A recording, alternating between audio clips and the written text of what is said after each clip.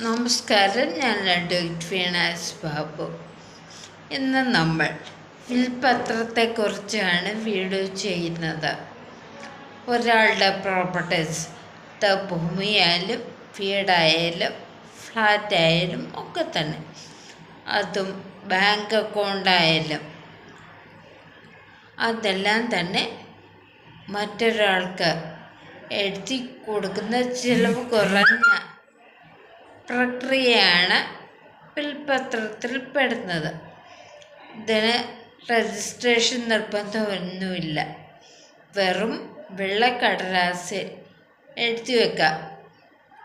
ഇങ്ങനെ എഴുതി വെക്കുന്നതുകൊണ്ടുള്ള ഗുണം എന്താണെന്ന് വെച്ചാൽ, അയാൾക്ക് ഇഷ്ടമുള്ള ആൾക്ക് അയാളുടെ സ്വത്തുക്കൾക്ക് എത്തിച്ചേരും. ബാങ്ക് സക്സഷൻ നിയമം അനുസരിച്ച് പോകുകയുള്ളൂ. ഇനി ഒരാളുടെ കാലശേഷം മാത്രമേ വിൽപത്രത്തിന് പ്രാബല്യമുള്ളൂ. അയാൾ ജീവിച്ചിരിക്കുമ്പോൾ എത്ര പ്രാവശ്യം വേണമെങ്കിലും വിൽപത്രം എഴുതാം. ഏറ്റവും അവസാനം എഴുതിയ വിൽപത്രത്തിന് മാത്രമേ നിയമസാധുതയുള്ളൂ. അതുകൊണ്ട് തന്നെ എത്ര പ്രാവശ്യം വേണമെങ്കിലും ഇത് റദ്ദാക്കാം.